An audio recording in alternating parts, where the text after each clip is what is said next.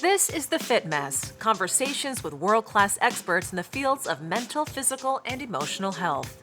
In this episode, You can't just think your way into, okay, today I'm going to be relaxed. When you have all these imbalances going on and you have all these hormones in a rev state, you have to work from the inside out and the outside in. now here are your hosts, Zach and Jeremy.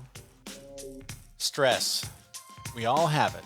Work, family, friends, pandemics. It seems as if our collective stress levels have seemed to hit an all-time high throughout this past year. And while stress seems like an inevitable, natural response in our everyday lives at this point, it's important to know that it's actually wreaking havoc on your overall health and wellness. Today we're going to talk about the damaging effects of stress and what you can do to prevent them. Our guest this week is Dr. Vikki Petersen. She is co-founder of Root Cause Medical Clinics.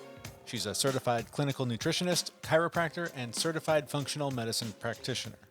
So I'm by no means immune to stress. It still affects me constantly. This last year has been tough. But when I think about my relationship with stress, I feel like it has changed a lot since I started this path of wellness or whatever it is that I've been on for the last, as it turns out, 8 or 9 years. I think about how angry I used to get at work about dumb things and how it would just dominate my headspace for days over something somebody would say or something, the way somebody would react to work that I put together that was like I had no control over how other people reacted to me, but I allowed their reaction to just control me and stress me out and drive me insane. And it's so, I guess, rewarding to look back and go, this journey that began on a bike started to ease some of my stress. Found myself in a therapist's office where he pointed out what some of that stress was and how small it really was. And through teaching me meditation has allowed me to just go, oh my God, none of that shit matters. It just doesn't. Like the things that drove me to the brink 8 years ago, I don't even they're not even thoughts. They don't even occur to me anymore. Now it's like, it's the big stuff. It's COVID, it's house payments, it's moving, it's job, like it's finding new jobs. It's the big stuff that matters. And it's amazing how much we let little things just completely stress us out. Yeah, I hear you. There's still a few things in my life that I've let in that are so simple, are so small, that cause me the greatest amount of stress. And just being able to recognize that, though, and throw them out is so liberating. Just before we hit record, I got an email from my boss and I was ranting about it. And it's like, oh God, it's so frustrating, blah, blah. I'm already over it. 8 years ago, that email like 4 days from now, I would still be just stewing over it and just like, oh, I just don't understand. So dumb. Like, but when you have the perspective and when you can train yourself to take a minute and pause and reflect on, does this really matter?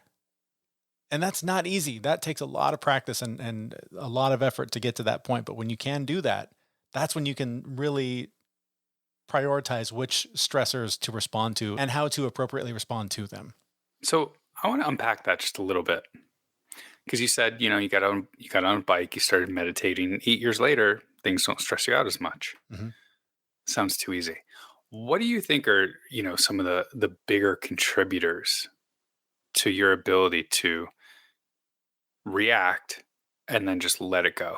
What's the biggest thing, mindset difference that you've put in place that's allowed you to do that? I think the big thing in all of those tools that I mentioned are they create clarity.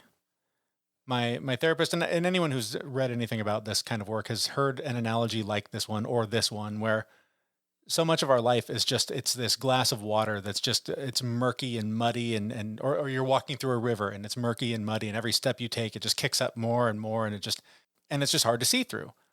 So by meditating, by learning to live more in the moment, which is basically what biking taught me, because if I didn't live in the moment on my bike, I was going to die in the moment because something was going to hit me. Just learning to just be present in now, whenever now is, or even now, and being able to meditate and just let all of that sediment settle back down to the bottom allows me to see, what do I really need to focus on? Do I really need to focus on that email? No. Hmm. The points that were brought up, I don't have to deal with those for weeks. So rather than sitting here going, well, I better come up with a good answer and I got to respond appropriately and come up, I literally wrote back and said, this is not something I can deal with right now. I'll deal with it when I have time. And like, that's it. I'm done. I moved on, and it's his problem, not my problem. So Yeah. I can now focus on the things that I need to do to give him a better answer when I'm ready, rather than worrying about how is he going to respond to whatever answer I can manufacture to satisfy his needs. I don't need to satisfy his needs. I need to make sure that I'm doing what's appropriate for me and alleviating whatever stress that is creating for me. Again, you speak about it as though it was super easy to do. So it's just I've kind of gotten there myself too. I tried, I read it somewhere the other day, but this is actually the way it works in my head is I feel like I'm at a train station and I'm sitting on the bench, and this works for meditation too. Like, and the trains are going by, and the trains are my thoughts. Mm-hmm. And every now and then a train goes by and I just get on it. And then I realize I'm on the train, like, ah, shit, I'm on the train again. And I have to get off Yep. and sit on the bench and watch the trains go by. And that's, for me, like letting that go is going, oh, I'm on the train. Time to get off. My bench is right there. Yep. Let me go sit on my bench again. Does that make sense? It absolutely makes sense. And I think it's a similar analogy. And I think, you mentioned that it sounds simple. I did mention that it's taken 8 years to get to this point. This is hours of meditation. This is retreats. Well, what I'm really trying to get at, Jeremy, is how do I do this overnight? Come on. Well, there are certain psychedelics you could experiment with. I can't speak from experience on them, but I heard they work great. But there are some techniques. There are some breathwork techniques. There are some meditation techniques. There are some retreats that you can go on in a weekend, have a tremendous amount of relief and learn a little bit more perspective. There are some shortcuts. There are also some long cuts, and that's a lot of what we get into with our guest. Her name is Dr. Vikki Petersen. She's co-founder of the Root Cause Medical Clinic, and there are so many things that get in the way of our ability to manage stress properly: diet, nutrition, exercise. I had a chance to have a really in-depth conversation with her about all of them and some simple tools you can implement in your life to be able to start managing those stressors a little better. And the conversation begins with an examination of the sympathetic and parasympathetic systems and how stress affects them in our body. I like to start with the sympathetic because that is the fight or flight part of the nervous system. And most people have heard of that. So the fight or flight that's the same as the sympathetic. And that's what gives you adrenaline and raises your heart rate and gets blood pumping through your muscles. And so you're stronger, you're faster, you're cognitively better. It's good stuff. And we like it. You and I are doing a little bit of that right now. Yes. But the idea is that is not constantly engaged. Now, I've seen several new patients this morning before you and I are talking, and so many people say, at night I can't sleep because my head just keeps running around things. Like I get a little bit, but I know it's not deep, and and they have all these other problems. So when you're not in the sympathetic, especially at night, the parasympathetic comes in, and that's your rest, relax, repair, and digest. So maybe you've heard, don't be running around while you're eating, sit and relax. And I always think of the Italians, they're very good at having a 3-hour meal, and it's like, it's an event, but eating in a rush, it's like, oh, I ate too fast, or I was super stressed when I ate and I kind of felt sick. It's because you were in sympathetic overdrive, you were in the fight or flight, and you weren't in the parasympathetic, allowing you to digest. But it also, as I said, is what you need for sleep, because you get the repair and the regeneration. And so in a nutshell, those are the two systems. So let's talk about stress, which we've all been under an extraordinary amount, especially in the last year. And I'm looking forward to a post-vaccination world. But I am still stressed about how to sort of not go back to normal, but go into whatever the next phase of life is going to be like this. So I don't know that the stress is going to go away. I think it's just going to take sort of a different approach. So what is that stress doing to our sympathetic and parasympathetic system? What's happening with that? Yeah, when you're stressed, you're revving that sympathetic, the fight or flight. I mean, that's what stress is. It is unfortunate that the body does not really make a distinction between physical stress and mental emotional stress.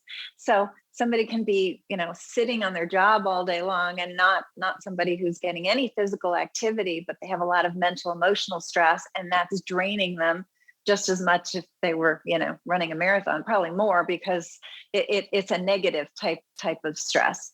And it's really what's interesting about stress is like what might be stressful for me, you go, no big deal, right? So you can't really assess for somebody what stress is.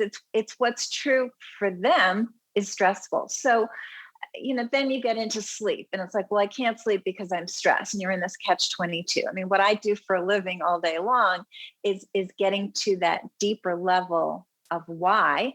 And with sleep, you look at hormones, and you also look at gut health, because that's where the immune system is. So it's really immune system and hormones, and you're just unburdening the stressors, as we like to call them, from the body.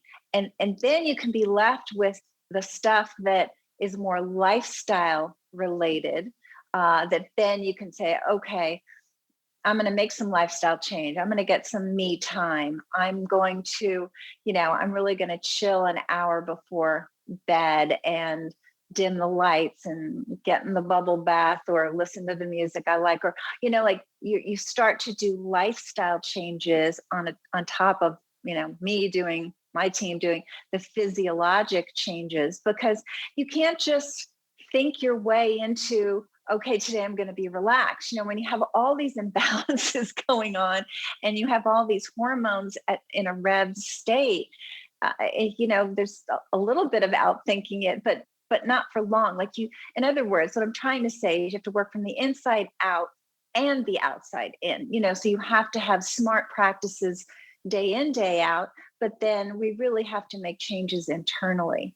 And what we've been confronted with this virus is that the people that are doing poorly with it predominantly have these comorbidities, as we call them, the things we all know we're suffering from: heart disease, diabetes, obesity, etc. And these are setting one up for a poor response because we have a lot of inflammation, and inflammation is the root of all degenerative disease. But with this particular virus, that inflammation is setting you up for that, like a hypervigilant response. That's when you get into this cytokine storm that we've all heard of. So it's a cascade. And so it's always been a good idea to get healthier. You know what I mean? Like that's all I do. But with this extra, planetary burden that we have, now is the time. Now is the time to make those steps and take the inflammation down, have a stronger immune system, a more balanced immune system, better diet, lifestyle. It all just feeds in. And then, what patients say to me, and this is, pre-COVID as well, wow, my life hasn't changed. I'm still, a busy person and parent or spouse, and work is the same. But now it's just sort of rolling off my back in a way it didn't before. The things that used to just impact me really hard now aren't. And I feel it's just because I internally am more balanced. And that's true. Does that make sense? It does. And so I wanted to ask you, I'm not asking you to diagnose me, but you mentioned you do this all the time. So Yes. From nutrition, functional medicine, all of that, there've got to be some common things where walking in the door before even seeing the patient, these 5 things are probably top of the list. These are the things that are most common with most people dealing with all of the stress and the inflammation, all these things. Can you sort of give us what are the basics that almost all of us are battling all the time and come to you going, I don't know what to do about this? Sure, sure. I mean, generally speaking, we start with diet because Shocking, shocking. it can, what you're putting in that mouth, food is information. And so I used to joke, like, pre-COVID, I'm in Silicon Valley and I do all these lectures at, big Silicon Valley corporations. And it's like, if you were going to grab a candy bar and, and after the ingredients, it said, this is full of inflammatory ingredients. So you will be moving toward obesity, type 2 diabetes, clogging your arteries. You know what I mean? Like, Yeah. if it translated what those ingredients were telling your body to do, you give it some pause before you ingested it. And we're not really taught that food is information. We're hungry and we eat, and the place that's closest, maybe we drive through, goodness forbid, Right. So it's getting that training of, one of the first things we do with patients was we put them on what's called the modified elimination diet. And that's just a hypoallergenic food program for about 3 weeks. And we're doing testing at the same time. But it's so funny how patients return, and we see patients fairly often in the beginning because there's a lot of changes, and you really can't remember for longer than a week what happened. Like, you can't see somebody a month later and say, so how did that go? And it's like, it's just too much time, has passed. So, they'll say, and maybe they're 10 days into it or 2 weeks into it, and say, wow, like, my bloating's better. And I actually feel like I'm sleeping a little better. And my energy is definitely better. And I think those headaches, I haven't had as many, and they're sort of going through this little list. And then they look at me or, one of my team and say, but we didn't do anything yet. Like, we didn't even get the test results back. Like, we didn't do anything. And it's like, no, you've done a lot. That dietary change was very significant. And that is a foundation that too many clinicians miss, and certainly conventional medicine misses all the time. That's something that has really been interesting to me. I don't want to be the guy that says I think most people because it happened to me, but until I was really taught to pay attention to how my body responds to what I put into it, I never would have given it any thought. And it seems so odd that it took me until I was 40 to go, what happens to my body when I eat this stuff, instead of just, this is good, this is bad. I've heard this is good for me. I've heard this is bad for me. Shove it in my face and see what happens. But it is remarkable, sort of the lab that our body is, that you can wake up and go, God, I ate horrible at midnight last night, and shockingly, I feel terrible this morning. Exactly. And then sometimes, because, you've got 23 feet of small intestine and another 11 of the large, 7 to 11, sometimes there can be a delayed response, and that can sort of make people want to tear their hair out. Like, we're really good with treating migraines. And, when I start to say there's often a food relationship, sometimes I get the stink eye coming at me, and they're like, I haven't tried everything I could possibly think of. And it's like, no, I get it, because there can be a cascade of internal reactions occurring before the symptoms. So it's both, but you're absolutely right. We're not trained with, well, this is going to have an effect, and be aware of it, and start to see that. So anyway, to get back to your question, one, what you're putting in your mouth. Two, hydration is a huge one. I mean, there's so many Americans that are dehydrated because they're not drinking enough just good, clean, filtered water. Three, sleep. Sleep is huge. And I was just talking to a patient and just now, and she goes, I need, 8.5 hours, like she's asking for the sun, moon, and stars. And and I was like, the requisite, the sweet spot of sleep is 8, and there's nothing wrong with 9 either. Like, less than that, and you're increasing your risk for cancer and dying. You know what I mean? Like, there's a lot of great research on sleep, and so now there's the quality of it and regaining that, which we can get to the root of maybe why. But as far as allowing enough hours in the bed is a huge one, because people are sleep deprived, and so they're not allowing that, our friend, the parasympathetic nervous system, to really get in there and repair and do all those phases of repair and regeneration and anti-aging and all those wonderful things. That's when the immune cells come out at night. So that's a huge one. There's exercise. I mean, these are so, the basics, but again, can't say enough about how important exercise is. And you can hear all sorts of opinions about exercise, but from a longevity, keeping the brain happy, there's something called brain-derived neurotrophic factor, BDNF, but it's generated from exercise. And it's what is said is 30 to 40 minutes a day, as many days of the week as you can. So minimally 5, but 7 is great. 6 is good. But moderate exercise, 30 to 40 minutes a day, getting your heart rate up a bit. Certainly if you want to do more and you're lifting weights and, cardio, that's all good. But the sweet spot, like the 8 hours for sleep, the sweet spot for exercise as far as just longevity and cognitive health, not that hard, 30, 40 minutes a day. Is that a good walk? Is that a 40-minute walk? Is that yoga? Exactly.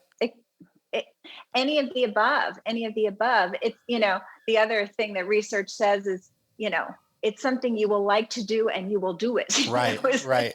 It's strategy number 1. You will do it. Right.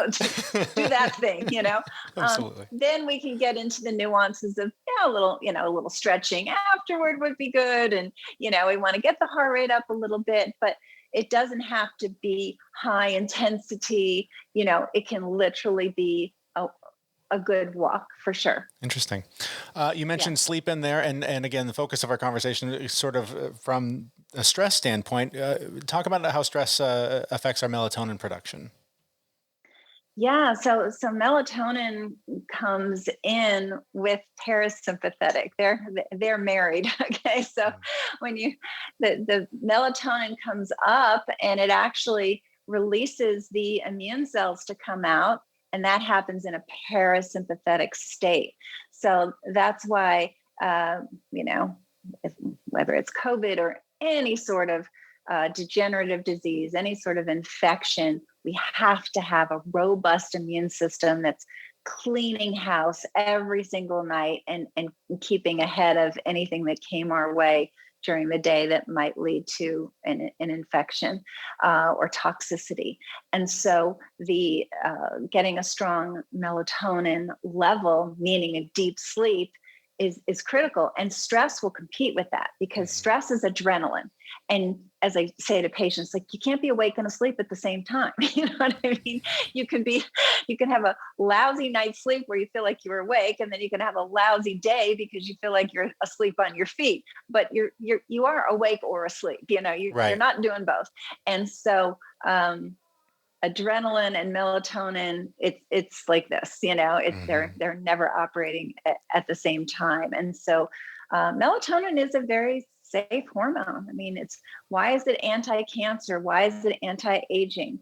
Because it engages the parasympathetic. You're getting into that repair, and at night the immune cells come out and they counter infection and they counter aging, and they handle cancer cells, so it makes sense. That's why sleeping pills are so dangerous, because they're putting into an artificial state of sleep, but not getting to the root cause of why you're not really sleeping. So studies came out several years ago now where the prescription sleeping pills are associated with increased risk for cancer and heart disease. Like, of course they are, because they're masking, it's a false sleep. It's not a true sleep. And, you can have different, whether it's an Apple Watch, or I have a Whoop band or a ring, there's a lot of technology out there now where you can start to get an idea on your sleep quality. And it's very important. And if something's getting in the way of that, again, it's immunity and hormones. So, and 80% of immune cells are in your gut. So we say gut and hormones. That's the root cause that we go after. If you're really endeavoring, it's like, I do everything right and I dim the lights and I try to relax and I'm still not sleeping. Like, okay, then internally we have to balance. So let's talk about sort of some strategies to combat this. We talked about melatonin, and it got me thinking about supplements. And I hear conflicting information all the time about take a multivitamin because it's a really simple way to correct or to make sure you're getting things in your diet that you're not otherwise getting. And then I hear that's probably one of the worst things you can put in your body. So are there things aside from, okay, so we've got our diet dialed in, we're paying attention to how our body responds. Do I need a multivitamin? Do I need more vitamin B? What do I need to put in my body to keep things working the way they're supposed to and make sure I live a long, healthy life? Yeah, I mean, it's a really good question. And that's where, the health history comes in as far as what your body has been through. Were you a kid that had a lot of antibiotics, because you had strep throat all the time? Were you a teen that was on medication for acne? Were you just somebody who had a lot of chronic sinus infections? And so again, these antibiotics that have just really messed up your gut, and you don't have a good balance of good bacteria. So you're not absorbing as well as you should. And then we get into genetics, which is pretty fascinating. And you can have these tendencies in your family. All the women have thyroid disease, or there's a lot of autoimmune disease in my family, or, various issues. And that's a real thing. You can have these little defects, these little genetic defects that they don't dictate the color of your eyes and the shape of your face. We're not changing that. They call them SNPs, because they're actually in a on position or an off position. And if on is giving you inflammation, you can actually work a little harder nutritionally and turn them off. You see? So when something is heavy in the family, it's like, yeah, we're all like this, like every man has heart disease. You go, all right. So let's look at some of the weaknesses we have in the genetics and where do we have to work a little harder? So, vitamin D is a great example. You can give somebody the best quality vitamin D and then their levels do not change. And you go, are you taking it? And they're like, no, I'm totally taking it. It's like, it's not changing because they can't turn it into the active form. They just genetically can't. So then you give them the active form, you see? So you might need to jump a step because their body can't do it. So for me in my family, there's methylation. And methylation does hundreds of things in the body, but the major thing it does is, it's keeping this detoxification and your mitochondria, your little energy packages that are in every cell. And I methylate out of a possible 100% at about 12. This is not good. Yeah, wow. This is not a strong methylation, right? And this was given to me genetically, but I've worked on my health so well for so many decades, practicing what I preach, never bothered me until a year ago. And then smack, and there's a lot of stress, doing a lot of things, building clinics around the country. Okay, fine. But this is me, this is my normal life. And then it was like, all right, you just went one step too far. Right. And it was like, okay, methylation, what do you need? Right. And, molly coddling it with things and now it's happy again. But, it's having those tools to say, so you asked, do you need a multiple vitamin? Maybe, is right. Unfortunately the answer. Now, there's quality and there's a huge difference in quality out there. So supplements are definitely a get what you pay for moment. There's no two ways about that. I wouldn't recommend them getting them at a big box store or getting them at a drugstore or, they should be. And I mean, now online, there's so many great products out there, but it is a get what you pay for moment. Same thing like with fish oil, fish oil, getting your omega-3 fatty acids. They're anti-inflammatory and they're so important, but is it processed such that all the heavy metals like mercury were removed from the fish? Because it's like, you're not going to take an anti-inflammatory with a side of inflammatory heavy metal, right. Neurotoxin, right? So so these things are, what do I like? I like a great multiple. I like a great C, D, fish oil. And then that's sort of like the foundation. And then what do you need? What are your nuances, based on Right. your history? And it seems like that's something we would need to work with our doctor or a functional medicine practitioner to really do the tests and dial that in and figure out what we're missing. Yeah, and really find out. Is this, and always say to patients, like, we're going to use some therapeutic doses in the beginning to handle X, Y, and Z, but then we should be okay with just foundational, unless we find something that's unique to you. And it's like me with my B12, with the methylation, and I need this very special form of B12, and that's it. We're buddies now, so we're I ain't getting rid of that B12, So.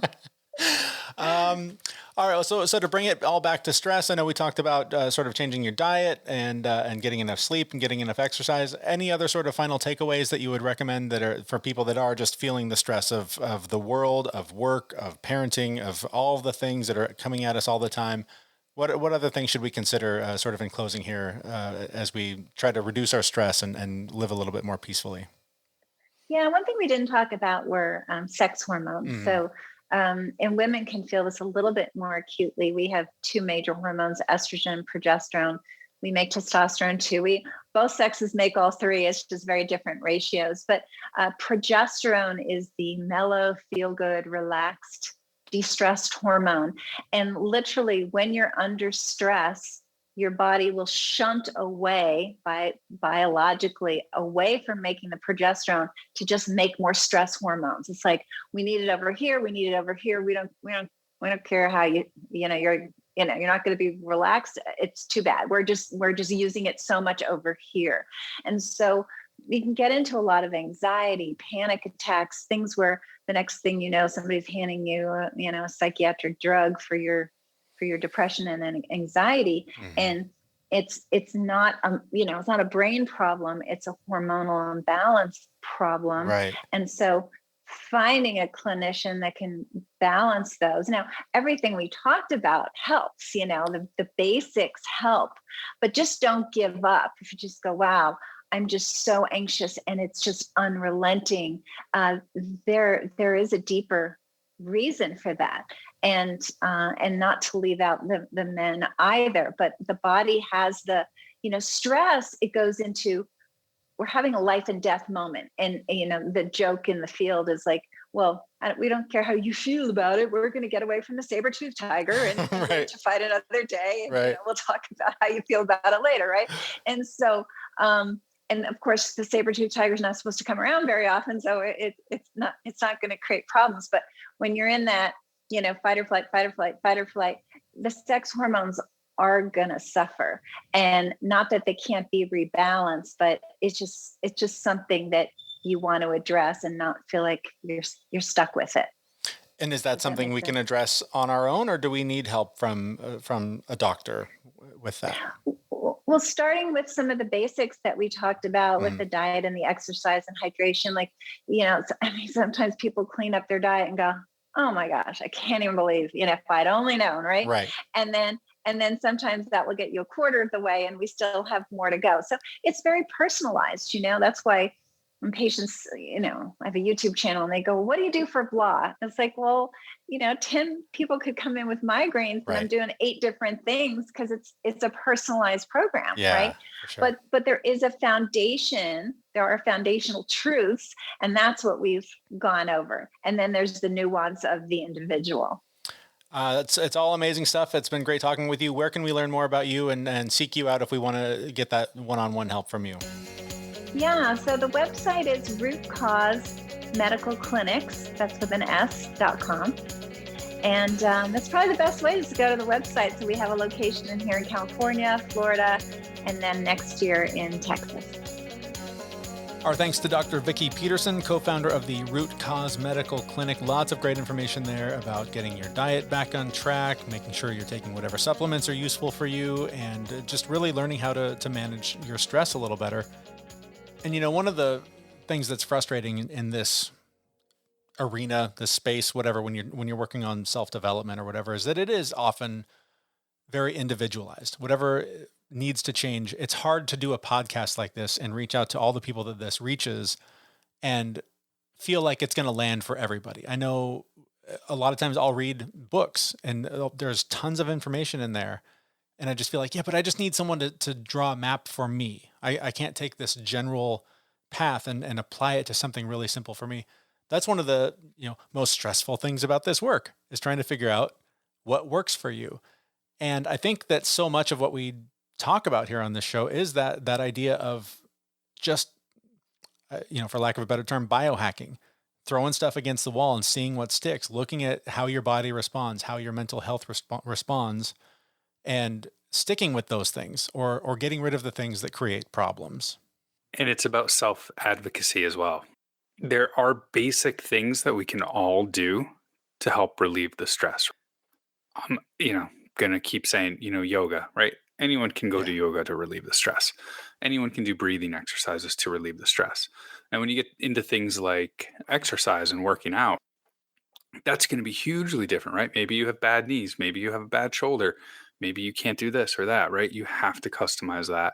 And then there's nutrition. Some people work really well with the keto diet. Some people work really well with carbs. Some people it's so different for everyone. So it really comes back to that self-advocacy and being curious about yourself and experimenting with those biohacking things, right? What happens if I remove white stuff like flour and rice and things like that from my diet? And, what happens if I just walk an hour a day? Or what happens if I delay my coffee by 2 hours every day? No. I do that every morning now, and it's amazing. Yep. Like I would have never thought to do that.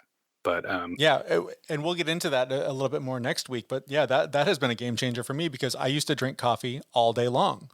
And now I have 2 cups because I've delayed my first cup by 2 hours, and my adrenal system is functioning more properly to keep my energy level up throughout the day. It's incredible how a little thing like that terrified me when I heard it, and I went, well, no way. Mhm. I can't get past the first 5 minutes of my day without coffee. And now my whole day feels better because of the way that I've implemented that change. So the little things like that are huge. And, another point that I think is important and that I think some people will take away from this interview is that a lot of our problems are in our head, but there are some that come from our physical body. And if we aren't taking care of it properly, if we're not giving it the nutrients that it needs, the water that it needs, the movement that it needs, then that can create more stress and more anxiety and more depression. And so it really is a throw everything against the wall, maybe not all at the same time because you'll burn out and fail, but just start throwing things against the wall and seeing what sticks and what works for you. I'll reiterate that. And there's the basic things that you can do, but just being curious about yourself. What happens if I do this? What happens if I do that? And it's not all going to work. And, you spent 8 years getting to the point where you can let your stress go. Somewhat. To a certain extent, but how Yeah. many of the things that you've done over the last 8 years are still with you? How many of those things stuck? The glass of water analogy at the beginning of the show, that has been in my head for 8 years. When that was explained to me, that stress and all the problems in my life are a murky glass of water that I'm spinning and spinning and spinning around trying to see through it, when all I had to do was just set it down Mhm. and it would all fall to the bottom. And that has changed my life. Right. But how many things are not with you that you've tried that didn't Oh work God. well? Yeah. Yeah. Huge list. Right. Let me get out the pile of books that are in the garbage.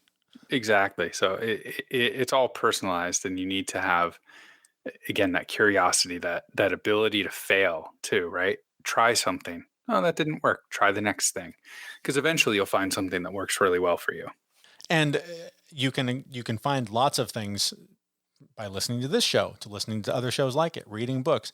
But sometimes you are going to need help. And that's where someone, like Dr. Petersen would be a really valuable resource, or your doctor or some other functional medicine practitioner.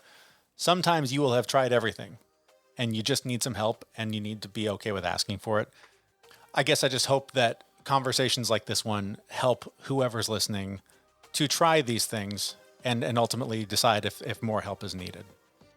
All right, so with that, we will wrap things up. A lot of the things that we talk about on this show, some of the biohacking tricks are actual products that we actually use. I ordered some myself today that came in the mail. I'm very excited about. If you have heard us talk about things that you want to try and you're thinking, well, where do I get this stuff? We do have a little store on our website. You can check it out. It's in the affiliate section at thefitmess.com. Check it out.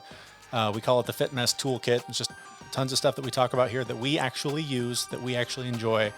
By the way, we aren't getting paid for most of it. It's just stuff that we've tried it, we like it, we put it up on the website for you to buy. So if you would like to, go check that out. And while you're there, please do subscribe to the newsletter so you never miss an update related to the show. And while you're there, you can also subscribe on your favorite podcast player and follow us on the various social media platforms that are available. Whew. That's a lot of words, and I'm done talking. So we're going to wrap it up there. Thank you so much for listening. We will be back next week on Wednesday with a brand new episode at thefitmess.com. See everyone. We know this podcast is amazing and doesn't seem to lack anything, but we need a legal disclaimer. Prior to implementing anything discussed in this podcast, it is your responsibility to conduct your own research and consult your physician. You should assume that Jeremy and Zach don't know what they're talking about, and they're not liable for any physical or emotional issues that occur directly or indirectly from listening to this podcast.